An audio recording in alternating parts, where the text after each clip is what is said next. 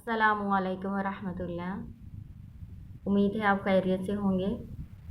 جیسا کہ آپ جانتے ہیں کہ آپ کلاس 6 کے سلیبس کے مطابق سورۃ البقرہ پڑھ رہے ہیں اور سورۃ البقرہ کے آپ پہلے 12 رکوع پڑھ چکے ہیں۔ آج آپ کا لیسن رکوع نمبر 13 ہے۔ اس لیسن میں آپ سورۃ البقرہ کا رکوع نمبر 13 ناظرہ، ترجمہ اور مختصر تفسیر پڑھیں گے۔ شروع کرتے ہیں اللہ کے نام سے۔ اعوذ باللہ من الشیطان الرجیم، بسم اللہ الرحمن الرحیم۔ یا ایہا الذین آمنوا لا تقولوا رائنا وقولوا انظرنا واسمعوا وللکافرین عذاب علیم۔ ما یود الذین کفروا من اہل الکتاب ولا المشرکین ان ينزل عليكم من خير من ربكم والله يختص برحمته من يشاء والله ذو الفضل العظيم۔ ما ننسخ من آية أو ننسها نأت بخير منها أو مثلها۔ ألم تعلم أن الله على كل شيء قدير؟ ألم تعلم أن الله له ملك السماوات والأرض وما لكم من دون الله من ولي ولا نصير۔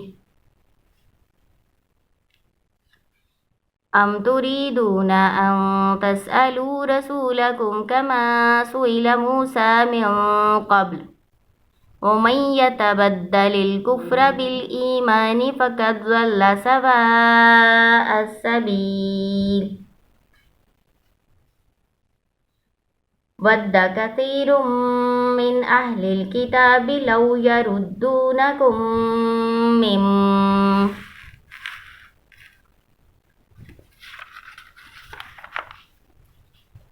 من بعد أيمانكم كفارا حسدا من عند أنفسهم من بعد ما تبين لهم الحق فاعفوا واصفحوا حتى يأتي الله بأمره إن الله على كل شيء قدير۔ وَأَقِيمُوا الصَّلَاةَ وَآتُوا الزَّكَاةَ وَمَا تُقَدِّمُوا لِأَنفُسِكُم مِّنْ خَيْرٍ تَجِدُوهُ عِندَ اللَّهِ إِنَّ اللَّهَ بِمَا تَعْمَلُونَ بَصِيرٌ۔ وَقَالُوا لَن يَدْخُلَ الْجَنَّةَ إِلَّا مَن كَانَ هُودًا أَوْ نَصَارَىٰ تِلْكَ أَمَانِيُّهُمْ قُلْ هَاتُوا بُرْهَانَكُمْ إِن كُنتُمْ صَادِقِينَ۔ بَلَىٰ مَنْ أَسْلَمَ وَجْهَهُ لِلَّهِ وَهُوَ مُحْسِنٌ فَلَهُ أَجْرُهُ عِندَ رَبِّهِ وَلَا خَوْفٌ عَلَيْهِمْ وَلَا هُمْ يَحْزَنُونَ۔ اسی رکوع کا ترجمہ اور مختصر تفسیر دیکھ لیں۔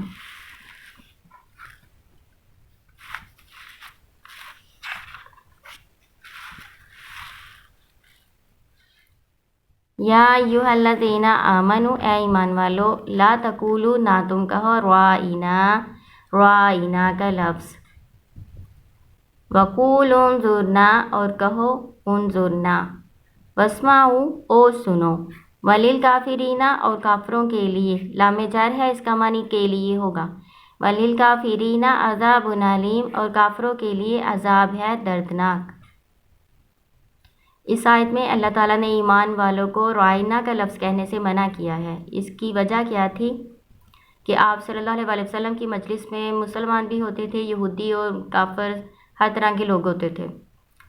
تو رائنا کا اصل مطلب ہے ہماری رعایت کیجئے، ہمیں بات سمجھا دیجئے، تو مسلمان تو اس ارادے سے کہتے تھے کہ ہمیں سمجھ نہیں آئی، ہماری رعایت کیجیے، ہمیں دوبارہ بات سمجھا دیں۔ لیکن جو یہودی ہوتے تھے، وہ آپ کو پتہ ہے یہودی جو قوم ہے یہ ہیلہ سازی کے لیے اور الفاظ کو، اللہ تعالیٰ کے احکامات کو بدلنے میں مشہور ہے، تو وہ اس لفظ کو بدل کے پڑھتی تھی۔ یہ قوم کیسے پڑھتی تھی؟ رعینا، ایسے اصل لفظ تو ہے رعینا، عین کو تھوڑا لمبا کر دیتے تو اس کا معنی بدل جاتا ہے۔ تو یہودی کیا کرتے تھے؟ عین کو کھینچ کے پڑھتے تھے، رعینا ایسے کر کے، تو اس کا معنی پھر بدل جاتا ہے۔ اس کا رعینا عین کو کھینچ کے پڑھیں تو اس کا معنی بن جاتا ہے ہمارا چرواہا، یعنی آپ صلی اللہ علیہ وسلم کی شان میں گستاخی کرتے تھے۔ اور تفسیر میں ایک اور لفظ ہے رعینا، عین کے اوپر شد لگا کے پڑھتے تھے، اس سے بھی اس کا معنی بدل جاتا ہے، اس طرح پھر اس کا معنی بنتا ہے احمق۔ تو یہودی آپ صلی اللہ علیہ وسلم کی شان میں گستاخی کرتے تھے اور اس لفظ کو بدل کر پڑھتے تھے، بولتے تھے۔ تو اللہ تعالیٰ نے اپنے نبی صلی اللہ علیہ وسلم کی شان میں گستاخی کو بند کرنے کے لیے، ان کو بند کرنے کے لیے مسلمانوں کو بھی کہا کہ آپ نے بھی یہ لفظ استعمال نہیں کرنا، بلکہ اس کی جگہ اللہ تعالیٰ نے ایک اور لفظ بتایا، انظرنا کا لفظ کہیں۔ اگر کوئی بات سمجھ میں نہیں آ رہی تو بجائے رائنا کا لفظ استعمال کرنے کے انظرنا کا لفظ استعمال کریں۔ انظرنا کا مطلب ہوتا ہے ہماری طرف نظر کیجیے۔ تو اس سے ہمیں پتہ چلتا ہے کہ ایک تو جو دوسری قومیں ہیں، جو اہل کتاب ہیں، ان کی مشابہت سے بچنا ہے، کہ ان کی مشابہت نہیں کرنی بھی کسی بھی کام میں۔ اس سے ہمیں یہ پتہ چلتا ہے۔ دوسرا یہ کہ آپ کو پتہ ہوگا کہ اہل کتاب جو ہیں وہ جب سلام کرتے ہیں تو ان کے جواب میں ہمیں وعلیکم السلام کہنے کا حکم نہیں ہے، کیونکہ یہ قوم جو ہے نا احکامات کو، الفاظ کو بدلنے میں مشہور ہے۔ تو وہ بھلا کیوں اللہ تعالیٰ نے حکم دیا ہے کہ ان کو سلام کے جواب میں وعلیکم السلام نہیں کہنا؟ وہ اس لیے کہ یہ سلام نہیں کہتے تھے، یہ کہتے تھے السلام علیکم۔ سام کا مطلب موت ہوتا ہے، تو اس وجہ سے ہمیں یہ حکم دیا گیا ہے کہ ہم ان کے سلام کے جواب میں وعلیکم کہیں، وعلیکم السلام نہ کہیں۔ امید ہے آپ یہ سمجھ کے ہوں گے کہ کس وجہ سے اللہ تعالیٰ نے کہا ہے کہ رائنا کا لفظ استعمال نہیں کرنا اور انظرنا کا لفظ استعمال کرنا ہے اگر کوئی بات سمجھ میں نہ آئے تو۔ واسمعوا اور سنو سے مراد کہ پہلی دفعہ ہی غور سے سن لو۔ عام طور پر نبی صلی اللہ علیہ وسلم کی عادت مبارک یہ تھی کہ آپ صلی اللہ علیہ وسلم ٹھہر ٹھہر کر بولتے تھے، یہاں تک کہ ان کے الفاظ گنے جا سکتے تھے، اور اگر کوئی اہم کام ہوتا، اہم بات ہوتی تو اس کو 3 دفعہ دہراتے تھے۔ تو اس لیے اللہ تعالیٰ نے کہا ہے کہ جو آپ صلی اللہ علیہ وسلم فرماتے ہیں تو اس کو پہلے ہی غور سے سنو، تو رائنا یا انظرنا کا لفظ کہنے کی ضرورت ہی نہ پڑے۔ اور جو نہیں مانیں گے، جو انکار کریں گے، ان کے لیے پھر دردناک عذاب ہے۔ دوسری آیت، ماں نہیں، ماں میں نے آپ کو بتایا تھا کہ ماں نافیہ بھی ہوتا ہے، ماں سوالیہ بھی ہوتا ہے اور ماں موصولہ بھی ہوتا ہے۔ تو یہاں پہ ماں جو ہے یہ نافیہ یعنی نہیں کا معنی دے رہا ہے۔ نہیں، یودو چاہتے، الذین وہ کافروا جنہوں نے کفر کیا، من اہل الکتابی اہل کتاب میں سے، وللمشرکین اور نامشرکین، ان کے ینزلا اتاری جائے، نازل کی جائے، علیکم تم پر، من خیرن کوئی بھلائی، من ربکم تمہارے رب کی طرف سے۔ من کا معنی سے ہوتا ہے، لیکن یہاں پہ کوئی بھلائی میں سے یا کوئی بھلائی ایسے ترجمہ کریں گے، من ربکم تمہارے رب کی طرف سے، واللہ اور اللہ تعالیٰ، یختص خاص کر لیتا ہے، برحمتہ اپنی رحمت کے ساتھ، من یشاء جس کو وہ چاہتا ہے، واللہ اور اللہ تعالیٰ، ذو الفضل، ذو کا معنی ہوتا ہے والا، فضلی فضل والا، عظیم بڑے، اللہ بڑے فضل والا ہے۔ جو کافر ہیں اور اہل کتاب ہیں وہ کیا چاہتے ہیں؟ جو مشرکین ہیں وہ کیا چاہتے ہیں؟ وہ چاہتے ہیں کہ آپ صلی اللہ علیہ وسلم کی طرف سے، آپ محمد صلی اللہ علیہ وسلم کو کوئی نبوت نہ ملتی، وہ اس بات پر خوش نہیں ہے، راضی نہیں ہے۔ تو اللہ تعالیٰ بتا رہے ہیں کہ اللہ تعالیٰ کی یہ رحمت ہے، اللہ تعالیٰ اپنے بندوں میں سے جس کو چاہتا ہے نبوت کے لیے مختص کر لیتا ہے۔ یہ ایسا عہدہ ہے کہ کوئی اپنی محنت سے نہیں حاصل کر سکتا، کوئی اپنی عبادت سے، ریاضت سے اس عہدے کو حاصل نہیں کر سکتا۔ اللہ تعالیٰ ہی جس کو چاہتا ہے نبوت سے سرفراز کرتا ہے۔ اگلی آیت دیکھیں۔ ماں جو ننسخ ہم منسوخ کرتے ہیں، من آیتن کسی آیت میں سے، او یا ننسیہا ہم اس کو بھلا دیتے ہیں، ناتی ہم لے آتے ہیں، بخیرن بہتر، منہا اس سے، او یا مثلہا مانند اس کے، علم کیا نہیں، تعلم آپ جانتے، ان اللہ بے شک اللہ تعالیٰ علی کل شیء قدیر ہر چیز پر قدرت رکھنے والا ہے۔ اس میں اللہ تعالیٰ نے بتایا ہے کہ ہم کوئی بھی آیت کوئی منسوخ کرتے ہیں یا اس کو بھلا ہی دیتے ہیں۔ منسوخ کرنا ہوتا ہے ایک حکم کی جگہ دوسرے حکم کو بدل کر لے آنا۔ تو اللہ تعالیٰ کہہ رہے ہیں کہ ہر شریعت میں یہ رہا ہے کہ کوئی حکم جس کی کچھ دیر تک ضرورت تھی، بعد میں اس کی ضرورت باقی نہ رہی تو اس کو منسوخ کر دیا جاتا ہے۔ یہ اللہ کا طریقہ بھی رہا ہے۔ جیسا کہ آپ جانتے ہیں کہ آدم علیہ السلام کے دور میں بہن بھائی کی آپس میں شادی کی جاتی تھی، بعد میں جب زیادہ لوگ ہو گئے تو پھر اس حکم کو منسوخ کر دیا گیا۔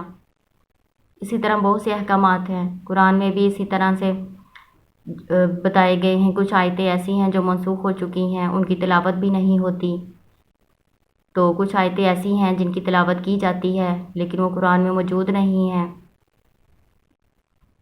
تو یہ اللہ کا طریقہ رہا ہے۔ جو یہودی ہیں اور جو کافر تھے وہ اس بات پہ اعتراض کرتے تھے کہ اگر یہ من جانب اللہ ہے، کتاب جو قرآن ہے یہ من جانب اللہ ہے تو اس میں بعض احکامات منسوخ کیوں ہوتے ہیں؟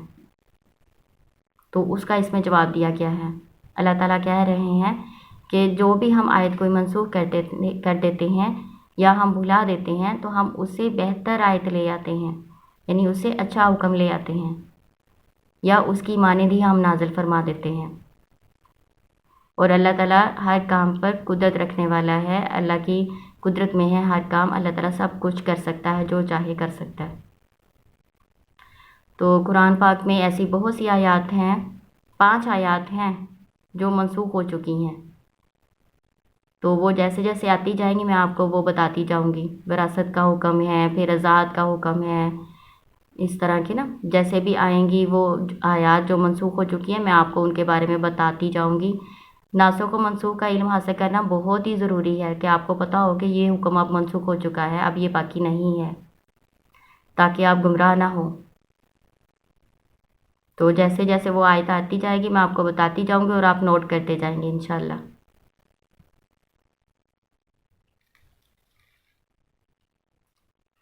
حرف استفہامیہ ہے، کیا، لم نہیں، تعلم تم جانتے، ان اللہ بے شک اللہ تعالیٰ لہو اسی کے لیے ہے، ملک بادشاہی، سماواتی آسمان کی، والارض اور زمین کی، وما لکم اور نہیں تمہارے لیے، من دون اللہ اللہ کے سوا، من ولی ولا نصیر نہ کوئی حمایتی اور نہ کوئی مددگار۔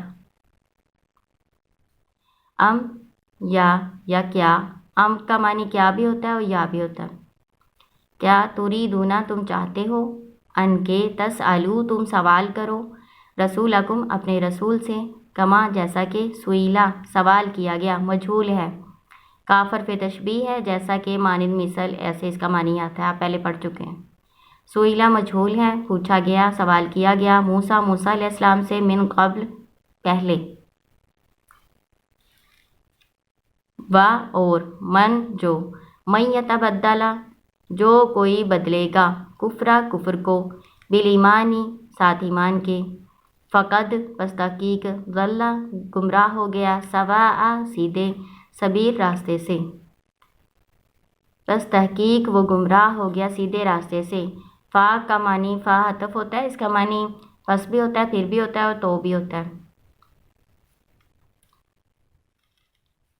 اس آیت میں اللہ تعالیٰ بتا رہے ہیں کیا تم چاہتے ہو کہ اپنے رسول سے بے جا سوال کرو؟ سوال کرنے سے مراد بے جا سوال کرنا ہے۔ اللہ تعالیٰ نے اپنے رسول سے بے جا سوال کرنے سے منع کیا ہے، جیسا کہ موسیٰ علیہ السلام کی اللہ تعالیٰ نے مثال دی کہ موسیٰ علیہ السلام کی قوم نے موسیٰ علیہ السلام سے مختلف بے جا سوالات کیے، بے جا سے مراد فضول سوالات کیے، جس کی وجہ سے ان پر ان کا دین اور مشکل ہو گیا۔ تو تم اپنے نبی کے ساتھ ایسا نہ کرو۔ تو اس وقت جو رسول اللہ صلی اللہ علیہ وسلم کے جو اصحاب تھے وہ ڈرتے رہتے تھے کہ ہم کوئی سوال نہ کریں جس کی وجہ سے ہم پر اللہ کا عذاب ہو یا اللہ کی ناراضگی ہو۔ تو وہ دیکھتے رہتے تھے کہ کوئی عرابی آئے، دور دراز سے کوئی عرابی آئے، وہ سوال کرے تو ہمیں بھی اس مسئلے کا حل معلوم ہو جائے۔ تو یہاں پہ اللہ تعالیٰ نے فضول سوالات کرنے سے منع کیا ہے۔ تو اسی طرح علماء سے بھی فضول سوالات کرنے سے منع ہے کہ وہ سوالات تو کیے جائیں جن سے دین پر چلنا آسان ہو، اور فضول سوالات میں نہ پڑا جائے تاکہ اور پریشانی نہ انسان کی بڑھے۔ ودّا چاہتے ہیں، کثیرن بہت سے، من اہل الکتابی اہل کتاب میں سے، لو کاش، لو کا معنی اگر بھی ہوتا ہے اور کاش بھی ہوتا ہے، یردونکم وہ لوٹا دیں تم کو،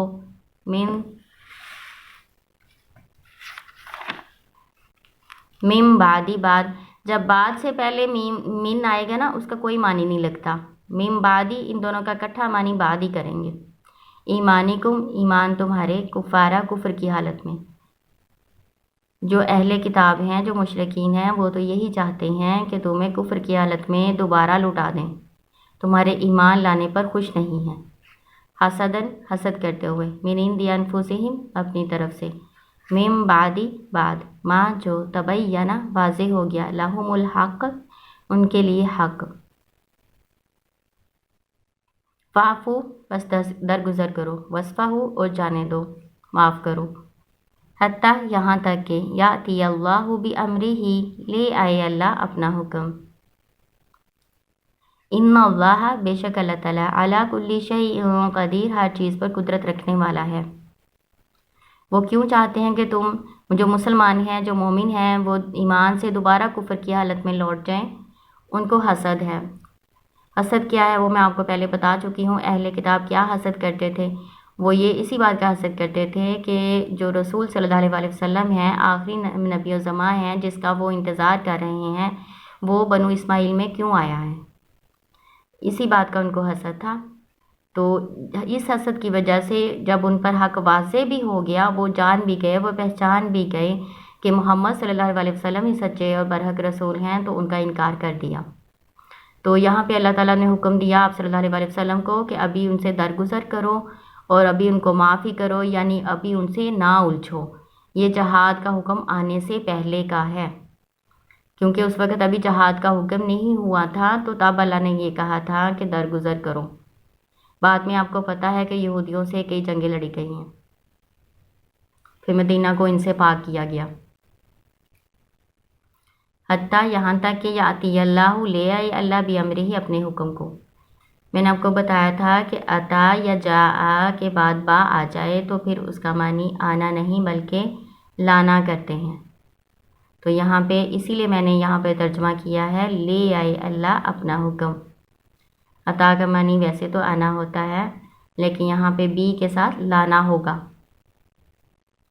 یعنی اللہ جہاد کا حکم دے دے، اس وقت تک ان سے الجھو نہ، ان کو درگزر ہی کرو۔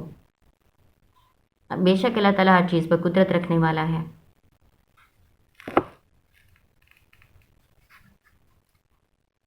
اور اقیموا الصلاۃ قائم کرو نماز، وآتوا الزکوٰۃ اور ادا کرو زکوٰۃ، وما اور جو تقدموا تم آگے بھیجو گے، لانفسکم اپنی جانوں کے لیے، من خیر بھلائی میں سے، تجدوہ تم پالو گے اس کو، عند اللہ اللہ کے پاس، ان اللہ بے شک اللہ تعالیٰ بما تعملون بصیر اس کو جو تم عمل کرتے ہو دیکھنے والا ہے۔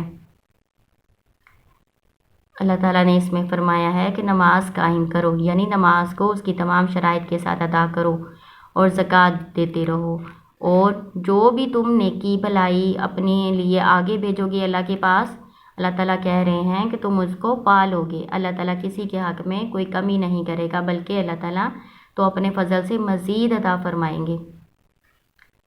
بے شک اللہ تعالیٰ اس کو جو تم عمل کرتے ہو اس کو خوب دیکھنے والا ہے۔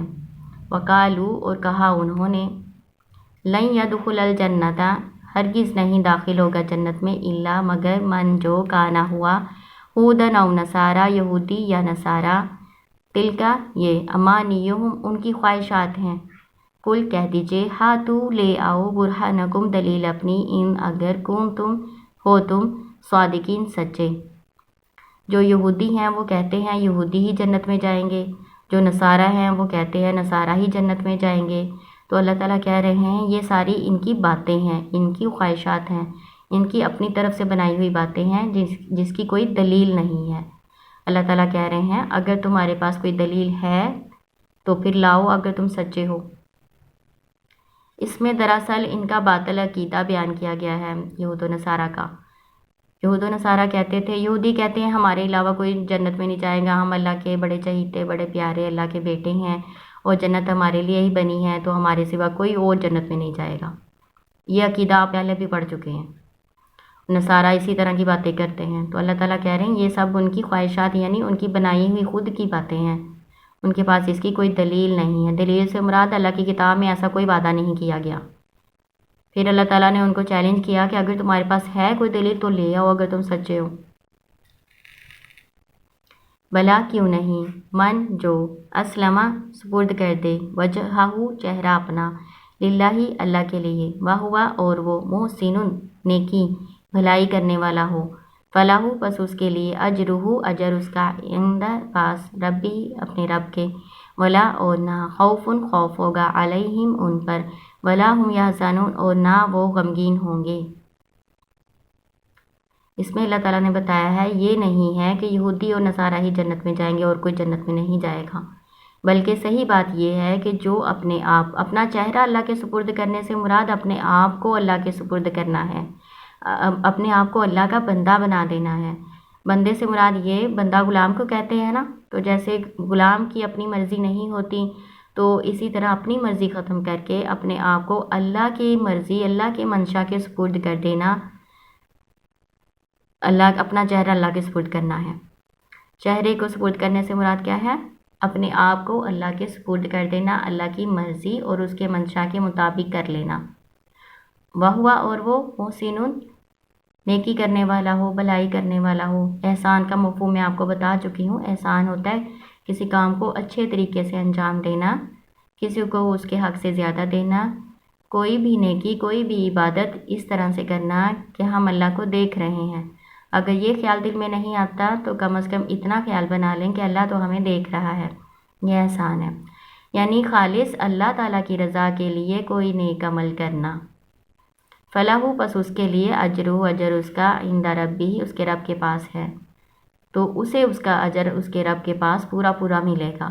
ولا خوف علیہم نہ انہیں کوئی خوف ہوگا، ولا هم یحزنون نہ وہ غمگین ہوں گے۔ یعنی آخرت میں جب دوسرے لوگوں کو خوف ہوگا اور وہ بہت غم میں ہوں گے کہ پتہ نہیں ہمارے ساتھ کیا سلوک ہوتا ہے، ہمارے اعمال تو ہے نہیں ہیں تو ہمارے ساتھ کیا ہوگا، تو اس وقت کی گھبراہٹ سے اور خوف سے غم سے یہ لوگ محفوظ رہیں گے جنہوں نے اپنے آپ کو اللہ کے سپرد اللہ کی مرضی کے مطابق کیا ہوگا اور نیک اعمال اللہ کی خالص رضا کے لیے کیے ہوں گے۔